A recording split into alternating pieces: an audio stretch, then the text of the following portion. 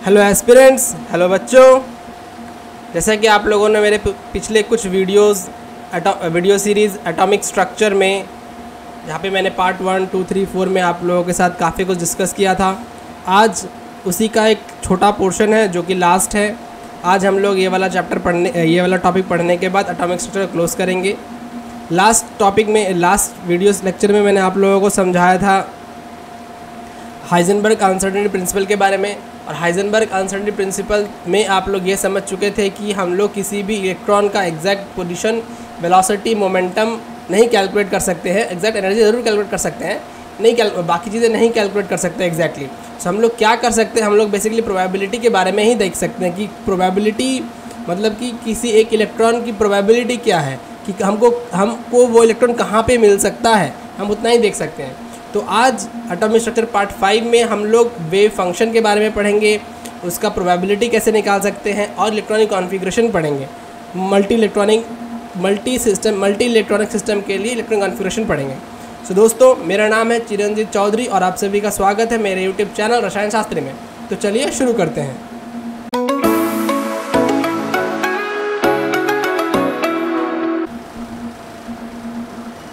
Heisenberg uncertainty principle से हम लोग ये पता लगा चुके हैं या ये समझ चुके हैं कि it is not possible to locate the electron और to calculate the exact velocity और मोमेंटम।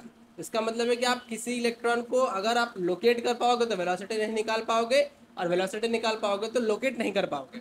सो बेसिकली इतना मोटा मोटा तो ये समझ में आ गया कि एक न्यूक्लियस है, सेंटर में इलेक्ट्रॉन्स घूम रहे हैं, बट एग्जैक्ट लोकेशन नहीं बता सकते हैं। सो एग्जैक्ट लोकेशन नहीं बता सकते तो फिर क्या बता सकते हैं?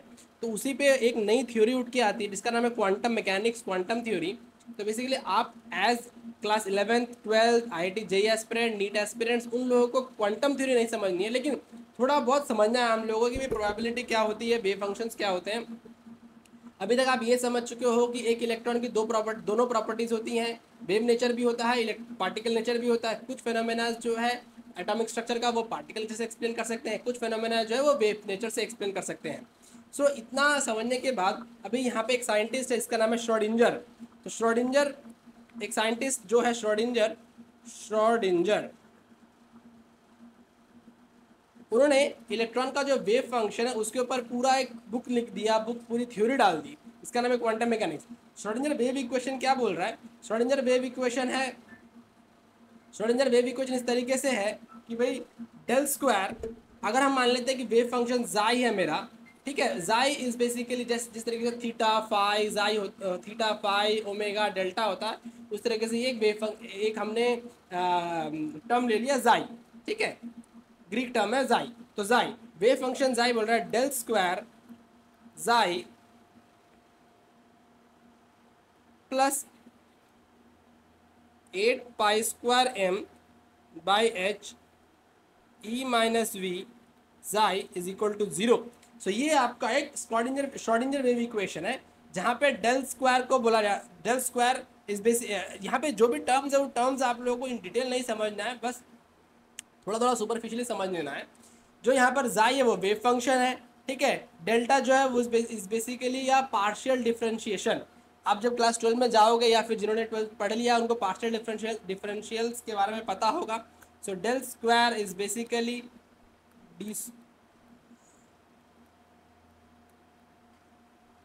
इन तीनों के सम को बोला जाता है डेल स्क्वायर, ठीक है, okay.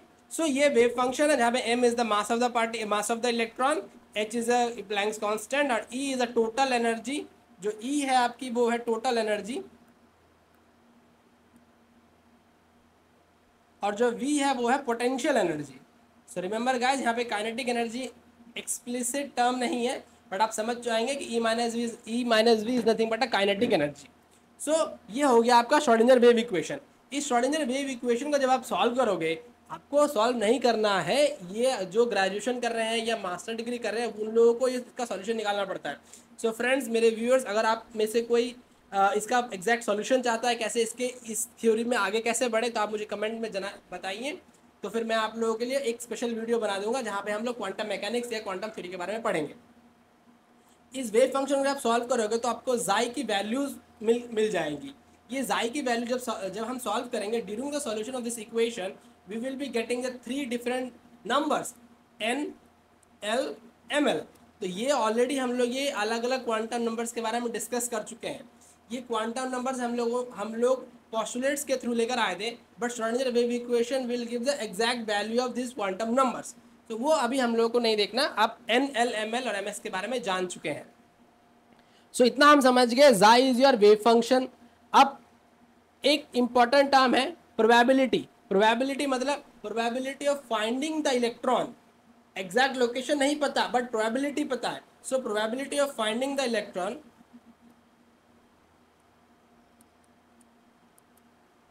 Is equals to integration minus infinity to plus infinity psi square d tau, where d tau is equal to d x d y d z. So guys remember, हम लोग electron को 1 dimension 2 dimension की बात नहीं करते। हम लोग किसी एक पार्टिकल इलेक्ट्रॉन जो पार्टिकल है या फिर जो वेव है उसको एक 3 डायमेंशनली हम लोगों को रिप्रेजेंट करना पड़ता है। इसीलिए हम लोग d tau d x y d y d z में रिप्रेजेंट कर रहे हैं। जब आप मैथ्स में 3 डायमेंशन के बारे में पढ़ोगे तो आपको समझ में आ जाएगा कि मैं क्या बात कर रहा हूँ। सो ये हो गया probability. This is the probability of finding the electrons. So आप एग्जैक्ट नहीं बता सकते, आप क्या बता सकते हो, प्रोबेबिलिटी बता सकते हो। अच्छा, नेक्स्ट चीज़ है आपका ये जो वेव फंक्शन साई है। एक चीज़ आप लोगों को मैंने बताया था कि ऑर्बिटल्स जो होते हैं एस पी डी एफ, इनका डेफिनेट शेप होता है, डेफिनेट ओरिएंटेशन होता है, ठीक है। अच्छा, एक चीज़ आप ध्यान दो कि जो इलेक्ट्रॉन है वो एक ऑर्बिटल में रहता है। सो वो ऑर्बिटल जो है उसका लोकेशन हो गया जो कार्टिजन जो होगा एक्स वाई जेड कोऑर्डिनेट के रिस्पेक्ट में बताएंगे, और उसका ओरिएंटेशन हो गया। तो 2 चीज़ है, one is your Cartesian coordinates मतलब एक्स वाई जेड, और अनदर इज एंगुलर फंक्शन मतलब कि कितना डिस्टेंस पे है, कितने एंगल में है, क्योंकि हर एक ऑर्बिटल का एक डिफरेंट एंगल होता है। So basically this wave function is made up of 2 component. One is called your radial function, radial wave function,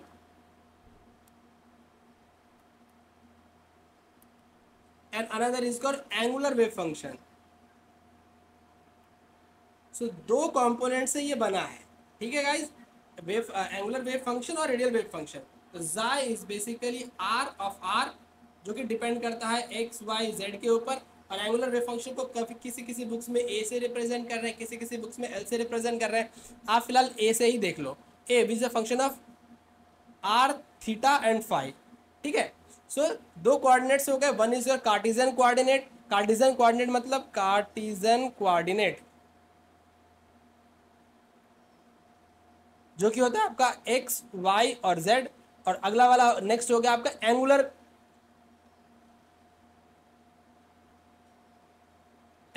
और आपका सर्कुलर वाला जो होता है आर थीटा फाई। ये 3 चीज़ों से, ये 2 चीज़ें चाहिए हम लोग को रिप्रेजेंट करने के लिए। डिटेल सॉल्यूशन में नहीं जा रहे हैं, वो ग्रेजुएशन या मास्टर डिग्री के लोगों के लिए है। एंगुलर वेव फंक्शन जो है वो मैं already S P D F के लिए मैंने जो ऑर्बिटल्स ड्रॉ किए थे, that orbital is actually representing the angular portion of your wave function. अब हम रेडियल की बात करेंगे। रेडियल का आज हम लोग देखेंगे कि रेडियल वेव फंक्शन कैसे ड्रॉ करना है। Radial wave functions 1s 2s 2p 3s 3p 3d के लिए क्या कैसे आता है, ये बहुत इंपॉर्टेंट चीज़ है। नीट का सिलेबस या IIT JEE का सिलेबस अगर आप लोग देखोगे तो वहाँ पे रेडियल वेव फंक्शंस की ड्राइंग भी पूछी गई है। अभी तक किसी एग्जाम में आया नहीं है नीट में, बट कोई ऐसा बोल नहीं सकते कि अगले किसी एग्जाम में नहीं आएगा। सो फ्रेंड्स, अभी हम लोग ड्रॉ करते हैं रेडियल वेव फंक्शंस के बारे में। उससे पहले एक इंपॉर्टेंट कॉन्सेप्ट है जो नोड। मैंने ऑलरेडी आप लोगों को नोड के बारे में बताया था। Node is the point, it is the point where wave function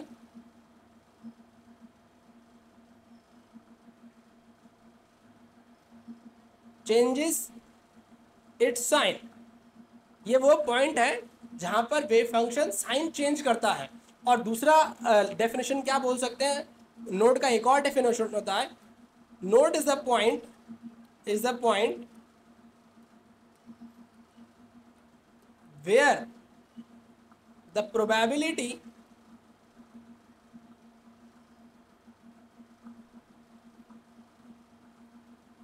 of finding the electron is 0। मतलब node is the point where the probability of finding the electron is zero, मतलब psi square is equal to zero. So friends अभी दो psi is made up of two components R and your A, दो है are और ए component है। तो हम लोगों को दो तरीके का नोड हो गया, आर वाले पोर्शन को बोलते हैं रेडियल पोर्शन, ए वाले पोर्शन को बोलते हैं angular portion. So radial node और angular node, so we have a two kinds of different nodes, radial nodes and angular node. Radial node, angular node, दो नोड हो गए। Total number of node radial plus angular. So अभी आप लोग काफ़ी परिचित हो चुके होंगे, काफ़ी मैंने जब n l m l m s ये चार क्वांटम नंबर से मैंने आप लोगों को बता दिया था, समझा दिया था, आप लोगों को इनके साथ इंट्रोडक्शन दिया था। इसके रिस्पेक्ट में हम लोग कैलकुलेट कर सकते हैं। कैसे कैलकुलेट कर सकते हो आप? सो रेडियल नोड, आप लोग radial node equal to n minus l minus one and angular node is equals to l only. For अब एक कैलकुलेशन करके देखते हैं। Total number of nodes, total nodes which is the combination of both radial as well as angular is n minus l minus one plus L.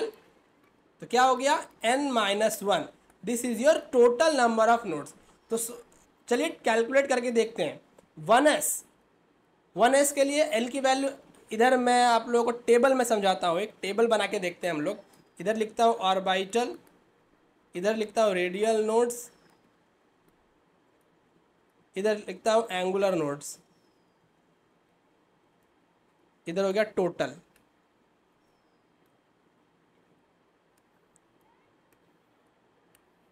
One S orbital है, 1s orbital के लिए n की value होती है 1, l की value होती है 0।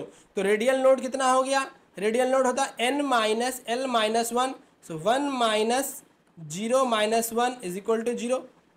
Angular node is 0। Total number of node मतलब 0, total number of node 0। So 1s orbital में कोई नोड ही नहीं है, रेडियल नोड भी नहीं है। यहाँ लिख देते हैं, इजी होगा समझने के लिए।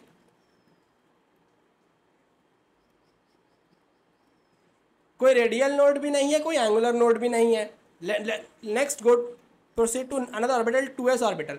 2s के लिए 2 minus 0 minus 1 is equal to 1। Angular node 0, total number of node 1। So friends 2s orbital में रेडियल नोड 1 है और एंगुलर नोड 0 है, टोटल नंबर ऑफ नोड 1 है। इस 2s ऑर्बिटल में रेडियल नोड 1, इसका क्या मतलब है? इसका मतलब ये है कि जब आप न्यूक्लियस से 2s ऑर्बिटल की तरफ जा रहे हो, धीरे धीरे इलेक्ट्रॉन डेंसिटी बढ़ेगी, फिर एक पॉइंट आएगा जहाँ पे इलेक्ट्रॉन डेंसिटी 0 हो जाएगी, प्रोबेबिलिटी 0। इलेक्ट्रॉन डेंसिटी का मतलब है प्रोबेबिलिटी 0 है, फिर बढ़ने लगेगी क्योंकि एक नोड आया ना बीच में। और 1s ऑर्बिटल के लिए क्या होगा? जब आप न्यूक्लियस से 1s ऑर्बिटल को ढूंढने के लिए जाओगे तो एक पॉइंट पे इलेक्ट्रॉन डेंसिटी मिलेगा, फिर धीरे धीरे कम हो जाएगा, लेकिन कहीं 0 नहीं होगा क्योंकि नोड ही नहीं है। Now another orbital is 2p orbital. 2p orbital try करके देखते हैं। n की वैल्यू 2, l की value 1, minus 1 minus 1 0। Radial node क्या, एंगुलर नोड क्या होता है? l का वैल्यू है 1, हो गया 1। सो अभी मैंने आप लोगों को ऑलरेडी समझाया था 2p ऑर्बिटल का एंगुलर नोड। जब हम लोग शेप पढ़ रहे थे, ओरिएंटेशन पढ़ रहे थे या ऑर्बिटल का शेप पढ़ रहे थे, वहाँ पे आप लोगों ने देखा था कि एक नोडल प्लेन भी होता है उधर। सो नोडल प्लेन एक अलग चीज़ है, एंगुलर नोड अलग चीज़ है, रेडियल नोड अलग चीज़ है। टोटल नोड कैलकुलेशन में रेडियल नोड और एंगुलर नोड ही लिया जाता है। सो 2p के लिए कोई एंगुलर रेडियल नोड नहीं होता है। नाउ 3s में देख, 3 माइनस 0 माइनस 1 इक्वल टू 2। यहाँ पे कुछ नहीं होगा, यहाँ पे 2 हो गया। 3s के और रेडियल नोड है 2। 3p 3d तक कैलकुलेट करेंगे, उसके बाद आप फॉर्मूला लगा के कैलकुलेट कर सकते हो। 3p के लिए 3 minus 1 is equal to 1। 3p के लिए रेडियल नोड है 1, एंगुलर नोड है 1, टोटल नंबर ऑफ नोड हो गया 2।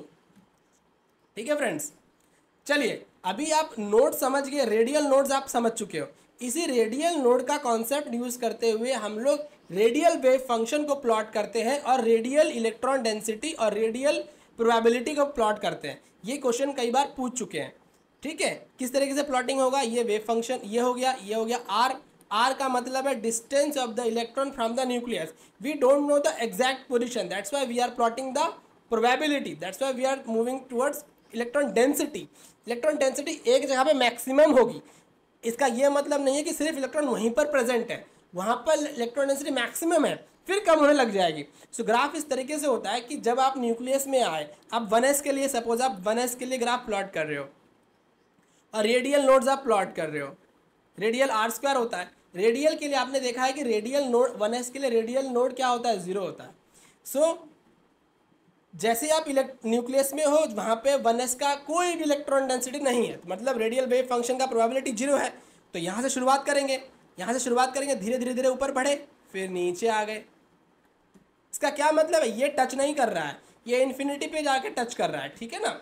इसका क्या मतलब है, इसका ये मतलब है कि 1s ऑर्बिटल न्यूक्लियस के आसपास उसका कोई वेव न्यूक्लियस के आसपास वेव फंक्शन आर स्क्वायर का वैल्यू 0 है, ये 0 हो गया, ये मैक्सिमम हो गया.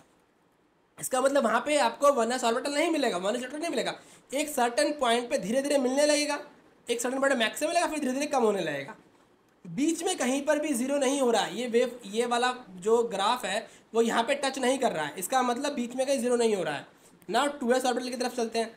2s ऑर्बिटल में हमने देखा था, 2s ऑर्बिटल में हमने ये देखा था कि भाई एक रेडियल नोड है, एक रेडियल नोड है, इसका मतलब न्यूक्लियस से जब हम 2s ऑर्बिटल को ढूंढने के लिए जाएंगे तो धीरे धीरे हमको इलेक्ट्रॉन डेंसिटी मिलने लगेगी.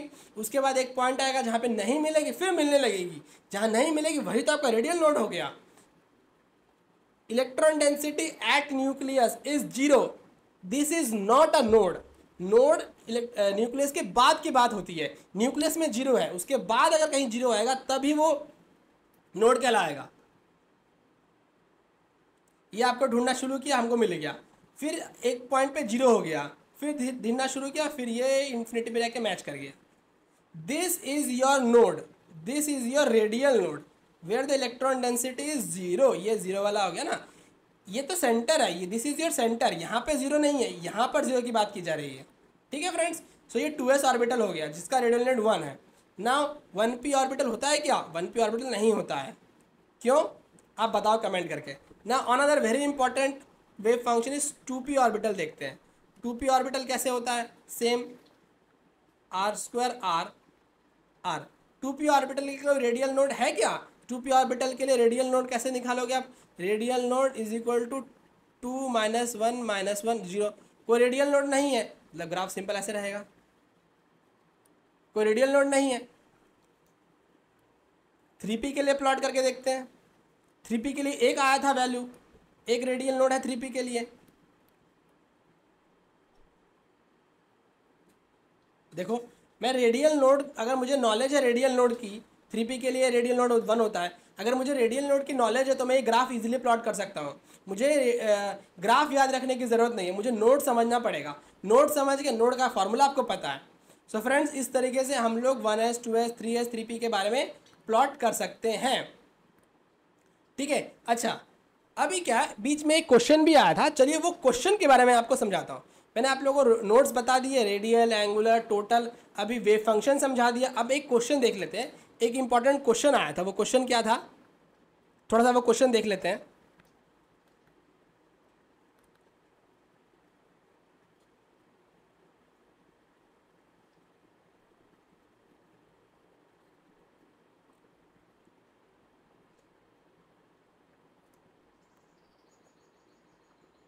सो फ्रेंड्स ये एक क्वेश्चन है, क्या बोल रहा है, which one of the following statement is wrong. अच्छा ये अभी आप समझ नहीं पाओगे, थोड़ा सा और पढ़ लेते हैं, उसके बाद ये क्वेश्चन समझ कर पाओगे आप.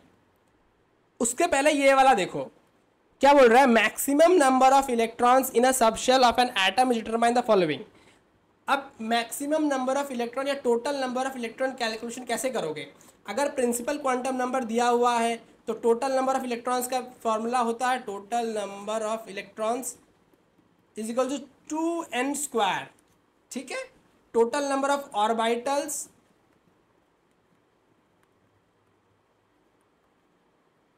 इज इक्वल टू n², ठीक है. और अगर आपको, ये तो इलेक्ट्रॉन्स कैलकुलेशन हो गई, अगर n का वैल्यू दिया है और अगर बोल रहा है इलेक्ट्रॉन कैलकुलेशन इन सब शेल सब शेल के लिए कैसे कैलकुलेट करोगे? फॉर एग्जाम्पल अगर आपको एल का वैल्यू मैंने दिया है तो सब शेल की इलेक्ट्रॉन कैलकुलेशन कैसे करोगे? The formula is 4l+2। This is your answer. कैसे कैसे किया मैंने देख लेते हैं, कैसे करके देखा मैंने। चलिए कैसे किया, अगर अब मान लो मैं 1s की बात कर रहा हूँ, 1s सब शेल में कितने इलेक्ट्रॉन्स रहेंगे, तो फॉर्मूला में पुट करेंगे एल के, एस के लिए एल की वैल्यू होती है 0, तो 4 × 0 + 2 = 2, 2 ही इलेक्ट्रॉन रहेंगे। चलिए थोड़ा टफ करते हैं, 3D सब शेल या 3D ऑर्बिटल में टोटल नंबर ऑफ इलेक्ट्रॉन्स कितने रहेंगे, कैसे कैलकुलेट होगा? 4 × D के लिए एल की वैल्यू होती है 2 + 1 +2, तो 4 2 8 + 2 10, सो D orbital contains 10 number of electron. इस तरीके से आप मुझे कैलकुलेट करके दिखाओ कि 4f ऑर्बिटल में कितने इलेक्ट्रॉन्स रहेंगे। सो ये आप समझ गए। चलिए अभी हम लोग अपने फिर से टॉपिक में चलते हैं।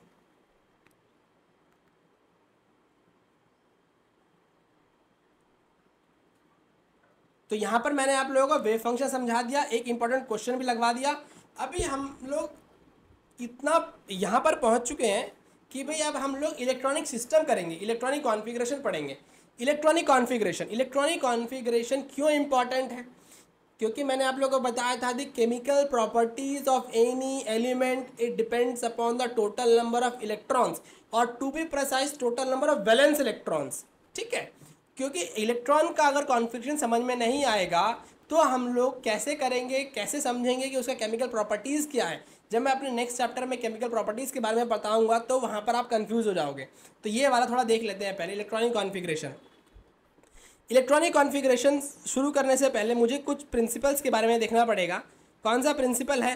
तो प्रिंसिपल के बारे में देखते, सबसे पहले वाला जो प्रिंसिपल है वो है Pauli exclusion principle. So name of the principle is Pauli exclusion principle. क्या बोल रहा है इस प्रिंसिपल में? पॉली एक्सक्लूजन प्रिंसिपल में ये बताया जा रहा है कि in order to define an orbital, in order to define an orbital we need 3 quantum numbers। अब मेरे वीडियो लेक्चर सीरीज पार्ट 3 में क्वांटम नंबर का इन डिटेल मैंने वहाँ पे डिस्कशन किया था, वहाँ पे जाके देख सकते हैं कौन कौन से क्वांटम नंबर चाहिए, n, l और ml।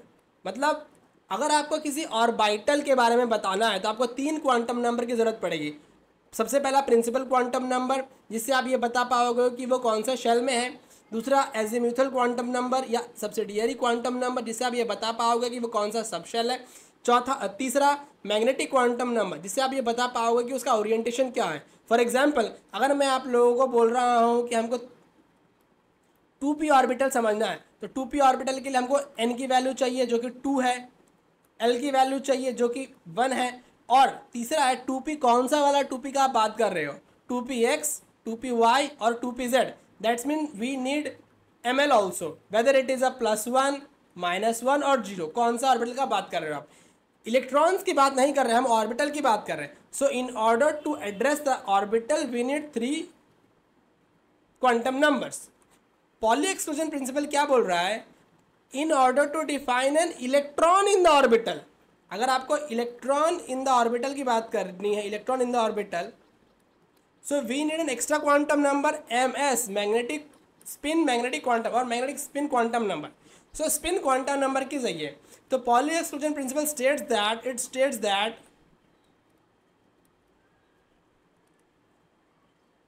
N orbital can accommodate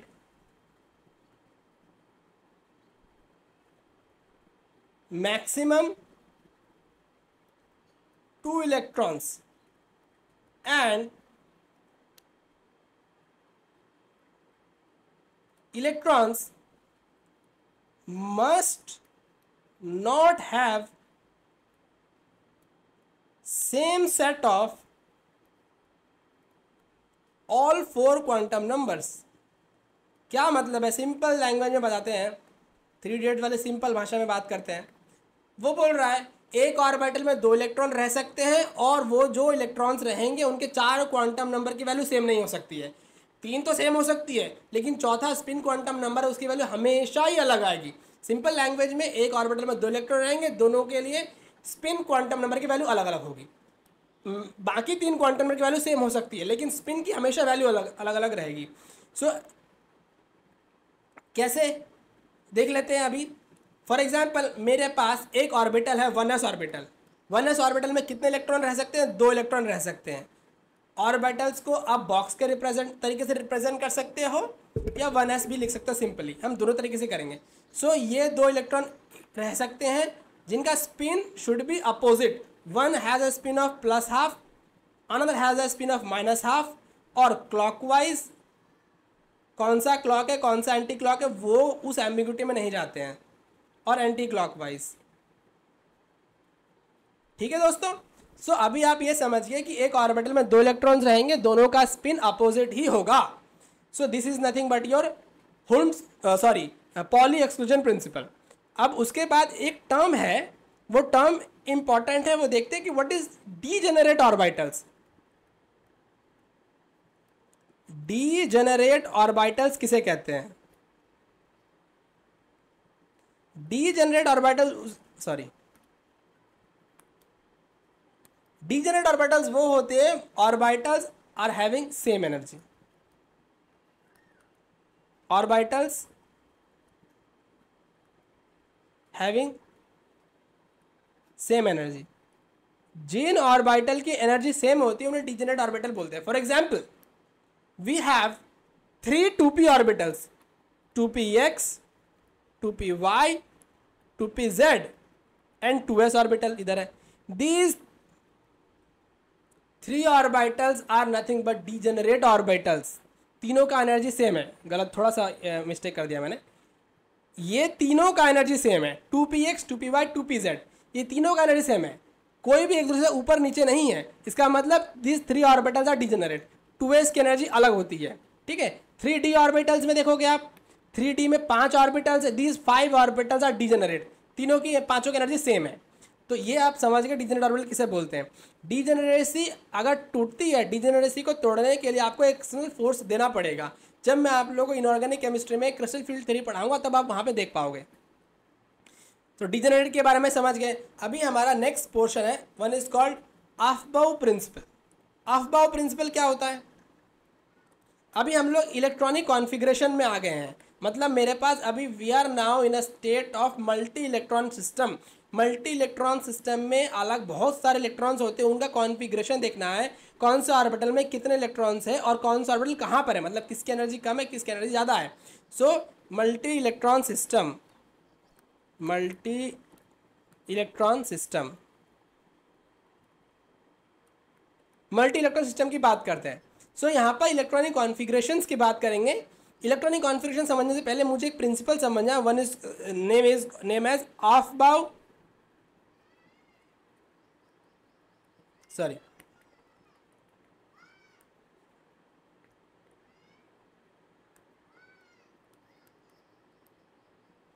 Aufbau principal.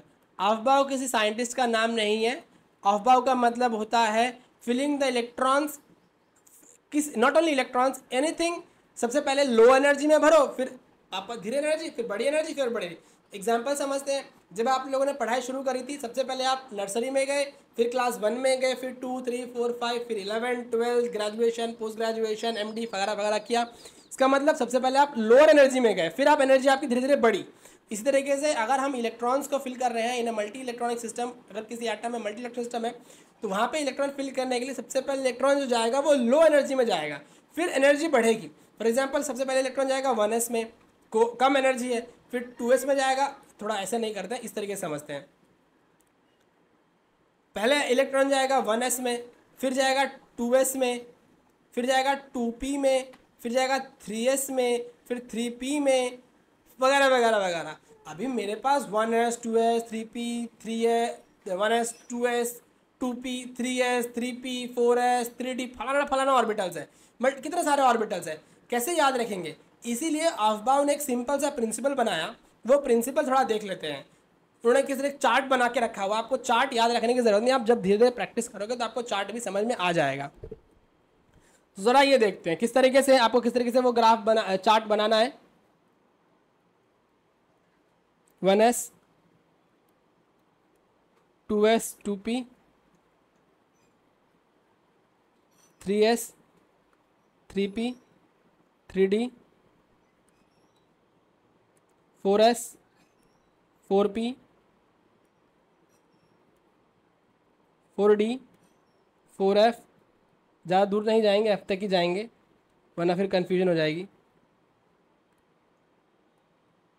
5s 5p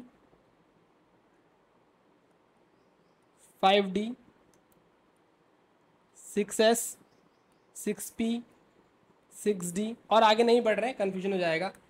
तो सबसे पहले इलेक्ट्रॉन गया 1s में, इस तरह की डायरेक्शन है, पहले 1s में गया, उसके बाद इलेक्ट्रॉन कहाँ जाएगा 2s में गया, फिर कहाँ जाएगा 2p में गया, 2p के बाद 3s में गया, 3s के बाद कहाँ जाएगा, शुरुआत फिर से देखते हैं। सबसे पहले इलेक्ट्रॉन गया 1s में, उसके बाद 2s में, उसके बाद 2p में, 2p के बाद 3s में, 3s के बाद 3p में, 3p के बाद 4s में। ठीक है, तो ये डायरेक्शन है आपकी, ये डायरेक्शन है। 3p के बाद 4s में, 4s के बाद 3d में, ये देखो आप ध्यान से, 4s के बाद इलेक्ट्रॉन जा रहा है 3d में, 3d के बाद इलेक्ट्रॉन जा रहा है 4p में, 4p के बाद 5s में, उसके बाद फिर घुमा 4d 5p 6s। ये है actual electronic configuration.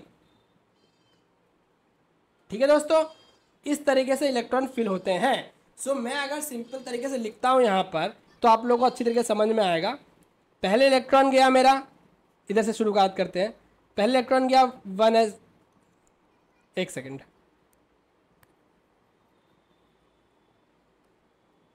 So first electron गया 1s में, फिर गया 2s में, फिर गया 2p में, फिर 3s में, 3s के बाद क्या है, 3s के बाद फिर हो रहा 3p में, 3p के बाद इलेक्ट्रॉन 3d में नहीं जा रहा है, 4s में जा रहा है। इसका मतलब energy of 4s orbital is lower as compare to 3d orbital. उसके बाद गया 3d में, 3d के बाद 4p में, 3d के बाद 4s के बाद 4p था, 4p में गया, 4p के बाद 5s में गया। सो आप अब समझ चुके हैं कि सिंपली n का वैल्यू के रेस्पेक्ट में इलेक्ट्रॉन फिलअप नहीं हो रहा है। इलेक्ट्रॉन फिलअप कैसे हो रहा है, इलेक्ट्रॉन फिलअप हो रहा है कौन सा ऑर्बिटल की एनर्जी कहां पर है। सो lower 1s 2s 2p 3s 3p, उसके बाद 4s है। Remember guys, this is a 4s, 3d उसके बाद आता है। So this is nothing but your above principle electronic configuration. तो चलिए हम कुछ इलेक्ट्रॉनिक कॉन्फ़िगरेशन करके देखते हैं। सबसे इंपॉर्टेंट हमारी लाइफ में, चलिए हाइड्रोजन शुरू करते हैं, फिर मैं बाद में ऑक्सीजन की बात कर रहा था। एक्चुअली हाइड्रोजन, हाइड्रोजन में कितने इलेक्ट्रॉन्स हैं, हाइड्रोजन में कितने इलेक्ट्रॉन्स हैं, एक ही इलेक्ट्रॉन है। सो इसका इलेक्ट्रॉन कॉन्फ़िगरेशन आएगा 1s1। इस तरीके से आप लिखोगे, जो मैंने ऊपर स्क्रिप्ट दिया हुआ है ये, this is representing the electron number, ये this is representing the orbital. उसके बाद आता है हीलियम। हीलियम में 2 इलेक्ट्रॉन है, तो 2 इलेक्ट्रॉन, एक 1s में जाएगा, दूसरा वाला कहाँ जाएगा 2s में नहीं जाएगा, 1s के बाद 1s2 हो जाएगा, because N orbital accommodate maximum 2 electron. यहां पर एक प्रिंसिपल उठ के आता है, बोल रहा है हुंस rule of maximum multiplicity. हुंस rule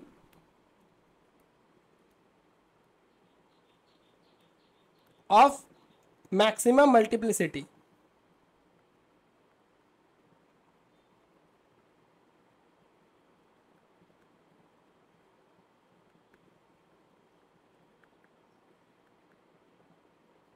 हुंस rule में क्या बोल रहा है, हुंस रूल में इस तरीके से बोल रहा है, एट फर्स्ट लो, अभी तक हम समझ चुके हैं electron will be first orbital will, electron will be going to first lower energy then higher energy.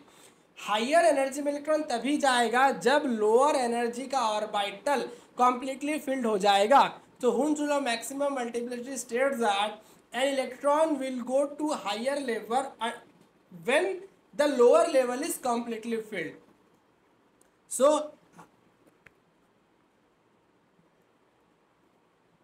higher level orbital can only be filled once the lower level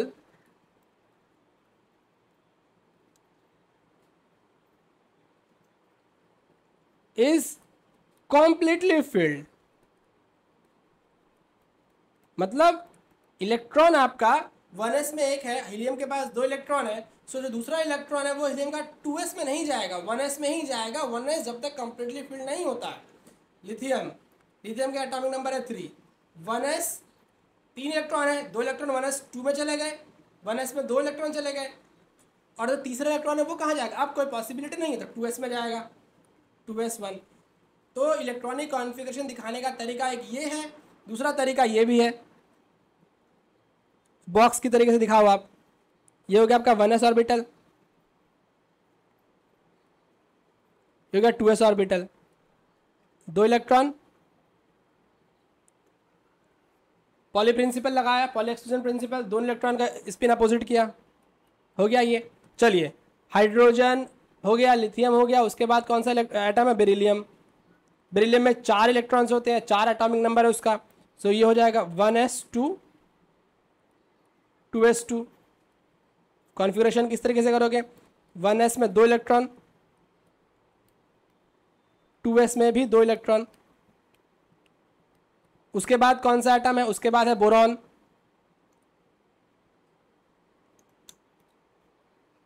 boron में होते हैं 5, सो 5 किस तरह फिलअप करोगे आप? 1s2 2s2, उसके बाद 2p1, क्योंकि 5वां इलेक्ट्रॉन जो वो एक बच गया, वो 2s पे 3 इलेक्ट्रॉन नहीं ले सकता ना, तो कैसे रिप्रेजेंट करोगे?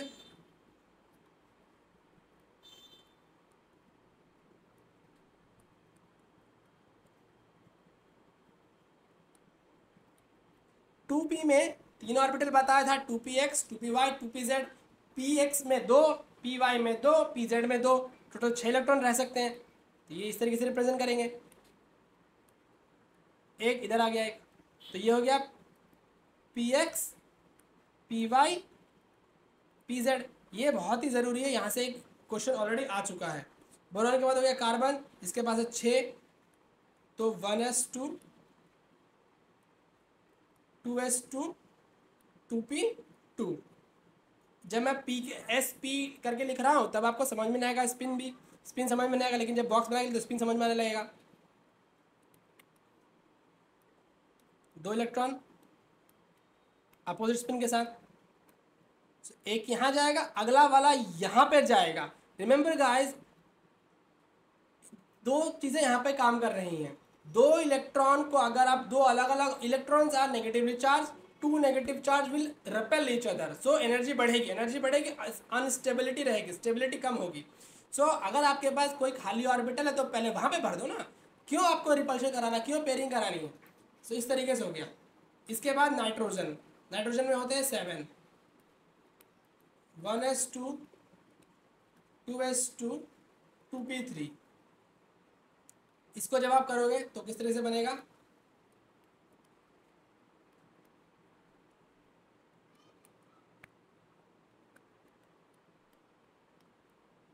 एक इलेक्ट्रॉन, 2 इलेक्ट्रॉन, 3 इलेक्ट्रॉन, इस तरीके से होगा। This is the right configuration. आप ऐसे मत करो, पी को आप इस तरीके से मत बनाओ, क्योंकि वो गलत इलेक्ट्रॉनिक कॉन्फ़िगरेशन होगा। क्यों, मैं बताता हूँ आपको। ऐसे तीसरा इलेक्ट्रॉन यहाँ नहीं भर सकते। क्यों नहीं भर सकते? बिकॉज अगर आप 2 इलेक्ट्रॉन को एक ऑर्बिटल में रखते हो तो वहाँ पर एक फोर्स काम करता है, that is a repulsion force, तो वो दोनों के बीच रिपल्शन पड़ जाएगा। Pairing will not take place. Pairing कब होगा? जब पॉसिबिलिटी नहीं है। फॉर एग्जाम्पल, अगर मेरे पास यहाँ पर 4 इलेक्ट्रॉन रहते, चल अभी चलते हैं ऑक्सीजन के पास, यही ट्रू है, किसी का स्पिन भी अगर आप चेंज नहीं कर सकते हो। फॉर एग्जाम्पल, इसको आप इस तरीके से भी नहीं लिख सकते, this is also wrong. Oxygen के पास 8 इलेक्ट्रॉन्स है, 1s2, 2s2, 2p4। अभी क्या पेयरिंग हो जाएगी, क्यों पेयरिंग होगी, आपके पास पॉसिबिलिटी नहीं है इसीलिए पेयरिंग होगी अभी।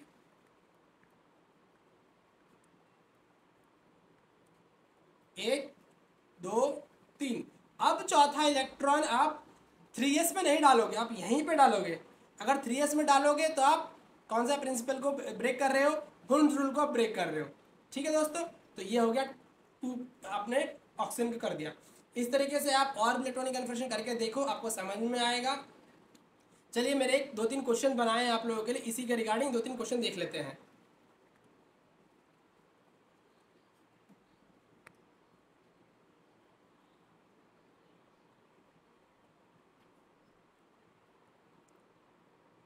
सो ये क्वेश्चन है, ये नीट का ही क्वेश्चन है। ये बोल रहा है which one is wrong statement, the electronic configuration of nitrogen atom, जहाँ के 7 इलेक्ट्रॉन्स होते हैं, 1s2, 2s2 is correct, 2px, 2py, 2pz।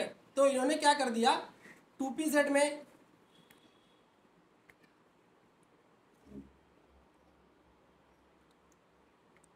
इन्होंने क्या कर दिया, 2pz में इलेक्ट्रॉन को अपोजिट बना दिया। This is wrong statement. हमने अभी थोड़ी देर पहले पढ़ा कि तीनों का स्पिन सेम रहेगा, ऐसा आप उल्टा पुल्टा स्पिन नहीं कर सकते हो।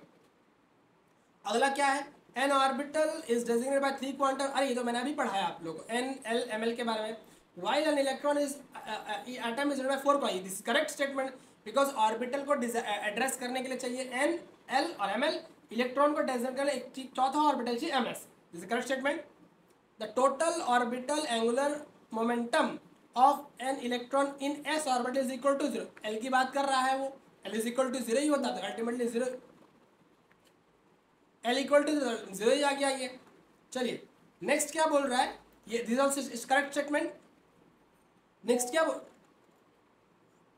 बोल रहा है, the value of m for D Z square orbital is 0।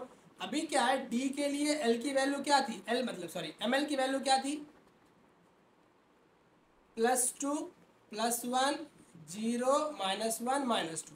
तो इसमें जो डी जेड स्क्वायर होता है वो ये डी जेड स्क्वायर हो गया, इसीलिए इसकी बात कर रहे हैं। Just correct statement. So incorrect statement कौन सा हो गया आपका, दिस इज इनकरेक्ट स्टेटमेंट। ठीक है दोस्तों, चलिए दूसरे क्वेश्चन में चलते हैं। अभी ये हम लगा चुके हैं, which of the following is not permissible arrangement for electron atom. कौन सा परमिसिबल अरेंजमेंट नहीं है, तो ये एन एल एम एल का अगर आपको याद है तो आप कर पाओगे। ये कौन सा ऑर्बिटल है, n इक्वल टू 3, मतलब 3, n equal to 3 d orbital की बात कर रहा है, यह दिस करेक्ट 3 ऑर्बिटल की बात कर रहा है। और क्योंकि n इक्वल टू 3 पे l equal to 2 value correct है, 2 के लिए ml की वैल्यू होती है -2 -1 +2 +2 +1 0 -1 -2 करेक्ट। दूसरा वाला क्या है, 4l की वैल्यू मतलब 4s की बात कर रहा है, दिस ऑल्सो करेक्ट। 5 3 मतलब कौन सी बात कर रहा है, 5f की बात कर रहा है। 3d की बात जरूर कर रहा है, लेकिन ml का वैल्यू बोल रहा है -3। तो अगर l का वैल्यू 2 है, ml का वैल्यू क्या होगा, -2 पॉसिबल है, -3 पॉसिबल नहीं है। सो कौन सा परमिसिबल नहीं, दिस परमिसिबल नहीं है, तो दिस इज योर आंसर। अगला क्वेश्चन चलते हैं। तो अगर आपने मेरे एटॉमिक पार्ट 3 में पढ़ा होगा क्वांटम नंबर्स के बारे में, तो आप बहुत इजीली ये लगा पाते हैं। अगला क्वेश्चन क्या है, total number of atomic orbitals in 4th energy level. 4th energy atomic orbital की बात करें, टोटल नंबर ऑफ इलेक्ट्रॉन्स कैसे कैलकुलेट करते हैं, 2n² कैलकुलेट करते हैं। ये हो गया टोटल नंबर ऑफ इलेक्ट्रॉन्स, और ऑर्बिटल का फॉर्मूला बताया था मैंने n²। This is your orbital. तो n का वैल्यू 4, तो 16 हो गया। कौन कौन से है, अगर n इक्वल टू 4 है तो 4 कौन कौन से वो हो गए, 16, 4s 2 ऑर्बिटल, 4p